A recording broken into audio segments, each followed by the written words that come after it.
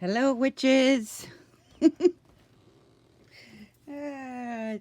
Today I decided I would come in and share with you guys the honey jar spells. And I'm going to do my own honey jar spell, so I thought I would just share with you guys what I'm doing. And then I made up a couple of kits in case anyone needed some magic stuff. So the idea is, and the popularity of this spell has been, boy, it's got a long history, and now it's come back in a variety of ways. And so I put together this little kit here, and here's the instructions as well.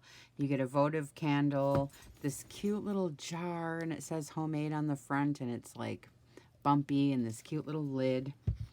And then the candle goes on top. You get a scroll of parchment and some string, and you get a organza bag full of different herbs for my garden and stuff. Eucalyptus, there's citrus, geranium, rowan berries, rosemary, and then baby rosebuds. So you get all those, and then the instructions. And basically the instructions read, the popularity nowadays of this spell brings tons of varieties popping up with odd additions and claims of originality. But the whole point of magic work and spell work is your intent. Without that, you're not really going to get anywhere. And so the best way that I can explain intent to somebody who doesn't know is, I guess the way I can explain it the most is, when you're watching TV and you see those crimes of passion where people are just so in love with the other person, they go do these crazy things, right?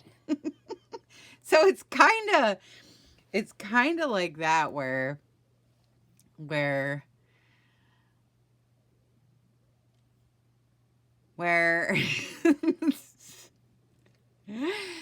oh my god, it's so hard to explain. It's like the woman, the scorned woman, those crimes of passion, or a man even, somebody that's really mad, and they are just bent on getting revenge, and they do these things, that's like the intent. They're gonna just they're gonna go get their man back from the woman that stole them, or they're gonna have that force behind whatever it is that you're trying to do, and that's where you're putting your energy and the inertia to push it over the edge. And so anyway, so the purpose of the honey jar spell actually is to sweeten, obviously, a person towards you, or anything, or anything actually. It could be your bank. It could be, if you're trying to get a loan next year or something. It could be your realtor. It could be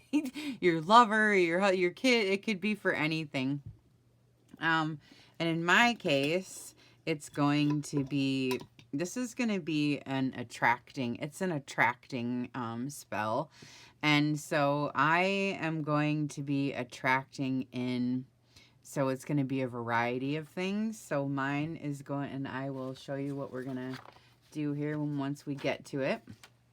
And so the spells work over an extended period of time, and they're actually really good to do if you follow any of the moon cycles, to do it during the waxing moon period, but it's up to you. You don't have to.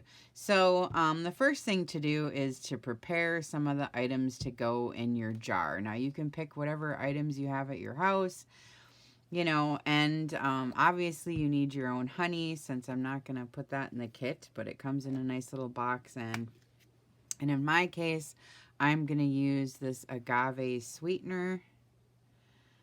You can use whatever you want. A lot of times, sometimes people do this with sugar boxes. It can be syrup. You can use whatever you want. And I'm going to just fill it right up because there's no holds barred with this.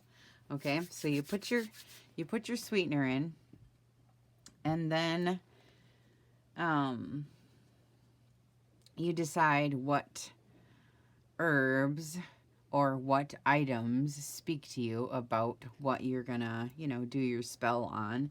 And in my case, I'm gonna write it down now so you can see on the little piece of paper you get.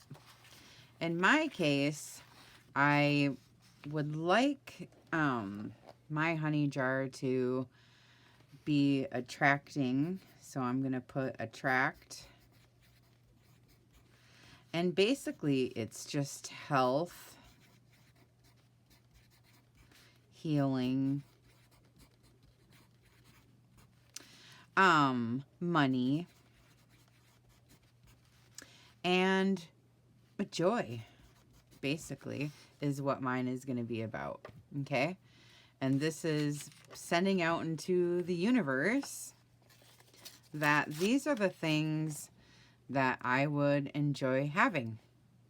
And then you just put it out there and let go and just know the universe knows your requests. Okay? And you roll it up like this. And you always release everything. And the point of this is so that you don't burden your body with all of these concerns that we have in our humanness. Okay, so the whole point of doing any kind of spell work is, or any kind of magic work basically, is releasing everything that we carry, that our body carries for us, that we don't need anymore. And worry and concern is one of them. And so I'm going to add my berry, or my rowan berries for healing and protection. And I'm going to add my baby rosebuds for sweetness and purity and a love, which I forgot on my, well, I already have so much love. It's so nice. And then my eucalyptus leaf is for energy and stamina. And then the geranium, it's citrus. It's either lemon or orange. Any of these herbs, now that you get here, you rub them to release the scent. I forgot, but anyway. And then you put that in. And then you take your note that you wrote, and you're basically giving it up to the universe, and then you're going to be releasing with the smoke and the fire and, your intention of attracting these things to you. And so what you do is then you push it right in. And if you have honey, it's going to be a lot harder to do, but you push it all in there and make sure that everything is covered. And you release any of the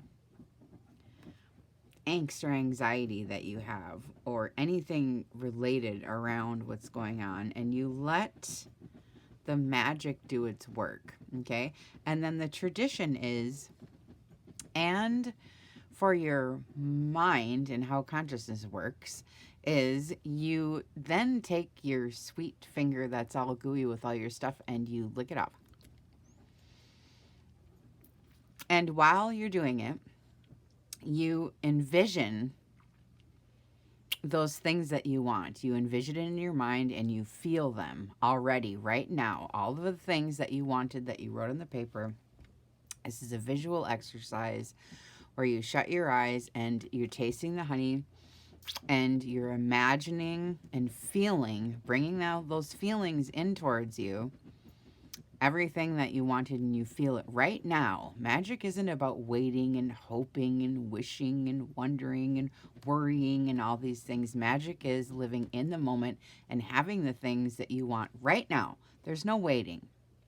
And so your mind doesn't actually know the difference between what we call reality and being awake or dreaming. It doesn't know the difference. You've woken from a dream before and had all those feelings of anxiety if you had a nightmare, or goodness if you had a good dream. You know this is true. So your mind doesn't know the difference between wake or sleep.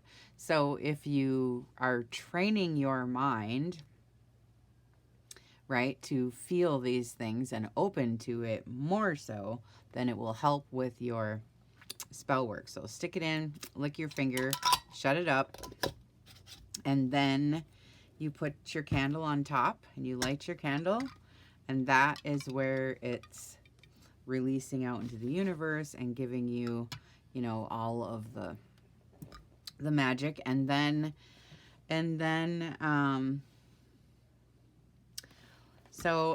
your instructions say step 1, you know, it tells you everything. Step 2, write your intention. Step 3, pushing the stuff in. And step 4, fixing the candle on top. Now the candle, you can, you know, anoint oil on it if you want to. You can decorate it. You can carve in there some more intent if you want to, of health or wealth or happiness or joy, or you know, if it's a person you're trying to attract or more love from your partner, you can put their name in it, or, you know, you can do whatever it is that you want to do. You can decorate up your paper as well that you put in there. You know, you can put more into it if you want to, however it is.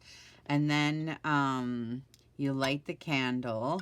And then I consider this honey jar, it's an endurance type of ritual work. It's typically they're fashioned with an intention of being worked on for a long time, like several months or even years. So the jars are set up on your altar or a dedicated workspace, and then the candles can be burned on them and they can be prayed over. And, you know, you put it to work every day or 2 or 3 times a week or on a monthly basis during the waxing moons. And then pay attention to the wax and how the candle melts and how the flame burns. And, you know, then you can kind of tell and receive any confirmation that your magic is doing its thing. Okay? And then I would love to see some of your honey jar pictures. It would be great in group. It's called Under the Junk. You're welcome to come on over. Bye.